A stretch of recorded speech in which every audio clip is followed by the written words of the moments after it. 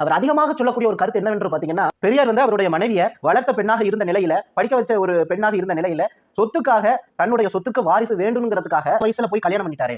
சொத்துக்காக கல்யாணம் பண்ணிட்டார். செக்கிழுத்த செம்மலை பத்தி தெரியுமா? கோயம்புத்தூர்ல இன்னும் சிறையில் அவர் இழுத்த செக்கு இருக்கு. அப்படியா? எனக்கு தெரியாது. அவர் இழுத்த செக்கு இருக்குதான். இவர் இன்னைக்கு தான் போய் பார்த்திருக்காரு. பாவம். அவர் ஏதோ வந்துட்டு அவர் குடும்பத்துல ஒருத்தருக்கு வந்துட்டு ஒரு அரசு வேலை கிடைக்கிறதுக்கு சிபாரிசு கடிதம் தாருங்கள் என்று ஒரு கடிதம் ஒன்று எழுதியிருக்காரு தந்தை பெரியாருக்கு. அவங்க கொடுத்தாங்களா கொடுக்கல அது வேற விஷயம். அது இன்னும் அவருடைய வீட்டுல வ.உ.சி. சிதம்பரம் என்கிட்ட கேட்ட அந்த கடிதம் அப்படின்னு சொல்லி வீட்டுல இருக்கான். அதை பார்க்கும்போது எனக்கு உங்க ஆள் என்கிட்ட தான் வந்து கேட்டிருக்காண்டா அப்படிங்கிற மாதிரி நக்கல் அடிக்கிறதுக்கு வச்ச மாதிரி இருக்கு அப்படிங்கிற மாதிரி தான் அவர் பேசுறாரு. சரியா? இன்னைக்கு தான் அவர் வந்துட்டு பாவம் பெரியாருடைய வீட்டுக்கு போயிட்டு அதெல்லாம் பார்த்துட்டு கொந்தளிச்சிட்டாரு. 2011 காலகட்டத்துல எல்லாம் பாவம் அவருக்கு தெரியல. ஈழத்தமிழர்களுடைய படுகொலைக்கு பிறகு திமுகவினுடைய உறவை நான் வந்து முறித்துக் கொண்டேன். தந்தை பெரியாருடைய உறவையும் அப்பவே நீங்க முடிச்சுக்கணுமே. சில நாட்கள் கடந்து போச்சே.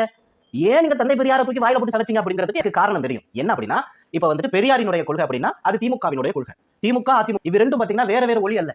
ஒரே மெழுகுபத்தில வரக்கூடிய இரண்டு ஒளிகள் தான். அப்படி பார்க்கும்போது இதை எப்படி எடுத்துக்கிட்டாங்க அப்படின்னா, அப்ப இனிமே நம்ம வந்து அரைச்சமாவே அரைக்கிறத விட தமிழ் தேசியம்னு அரைப்போம். தமிழ் உணர்வை ஊட்டும்படி நம்ம ஆரம்பிச்சிட்டோம்னா மதம் சார்ந்த, ஜாதி சார்ந்த எந்த ஒரு கட்சியும் அது இருக்காம இதற்கெல்லாம் அப்பாற்பட்டு இருக்கும் அப்படிங்கிற மாதிரி உங்களுடைய ஐடியா. எல்லா தரப்பு மக்களும் தமிழ் அப்படிங்கிற ஒரு காரணத்துக்காக ஓடி வந்து உங்களுக்கு ஓட்டு போட்டுருவாங்க அப்படின்னு உங்க புத்திக்கு யாரோ ஒரு நல்ல மனுஷன் சொன்னதை கேட்டுக்கிட்டு நீங்க என்ன பண்ணிட்டீங்கன்னா தமிழ் உணர்வை ஊட்டுனீங்க. உண்மையாகவே உங்க வழியில் தமிழ் இளைஞர்கள் தமிழின் பால் வளர்ந்த மற்ற மனிதர்களை அறிந்து கொண்டார்கள் என்பது சத்தியம். யாருக்கு அந்த காலகட்டத்தில் இமானுவேல் போன்ற மாபெரும் தலைவர்களை தெரியும்? தெரியாது இல்லையா? ஆனா நீங்க அடையாளம் படுத்துறீங்க.